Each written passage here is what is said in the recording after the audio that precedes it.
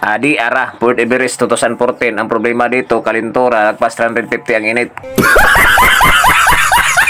Sinubukan ko na ditong pinalitan ng thermostat, nagpalinis na ako ng radiator, giwas out ko na rin ang maruming tubig at nagkulant na rin ako, ngunit magkalintura pa rin. Ano ginagawa mo?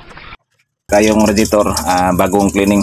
Pagkatapos nang naikabit ang radiator, thermostat, nagkulat na rin, niroad test ko at pinisil ko dito ang radiator hose. Ayan, kita natin na matigas, ibig sabihin may pressure ng hangin. Buntag na niyo. Pero gahi gina, basta buntag dol.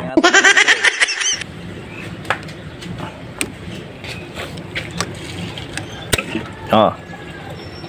Naagi sa pressure. Kinanglang yung ibaba ang cylinder head. Hala sa walay langan, tanggalon na nato dito ang cylinder head. Ag kung magkalaman na kung di na po ba nagpasagad og diagnosis manghilutay.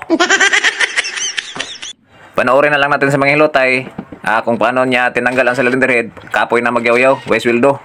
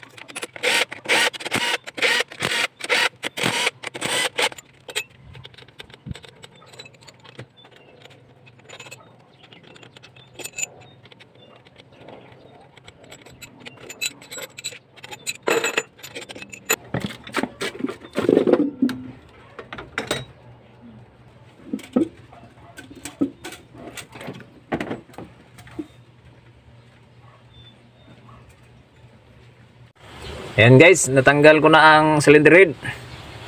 Yan, kita natin dito na nasunog dito. Tapos dito, grabe oh, lala. Kaya pala hindi mawala-wala yung overheat niya. At saka pag i-revolution mo ay magtigas ang radiator hose.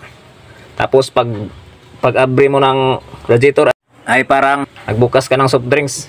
At kahit na bagong andar, buksan mo ang radiator ay magsugwak yung tubig.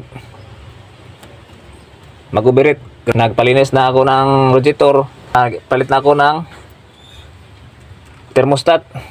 Ganun pa rin, nagkulan. Overheat pa rin.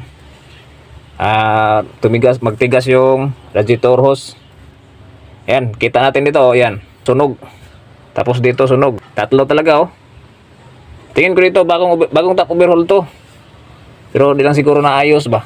Or baka na overheatan uli. Ayan. Tingnan natin dito sa cylinder head niya. Yan o. Sunog o. Lalo na dito sunog. Yan o. O. Diba? Ibig sabihin dito, milawom na diri banda. Ano ginagawa mo? Yan o. Saka may misfire to. Palyado na to. Saka dito sa cylinder head. Yan. Kita natin o. Sa number 3. Dito, ganoon pa rin. May tama pa rin. Okay. Ford Everest 2014. Magkalintura, lagpas 350 ang init. Kumbati!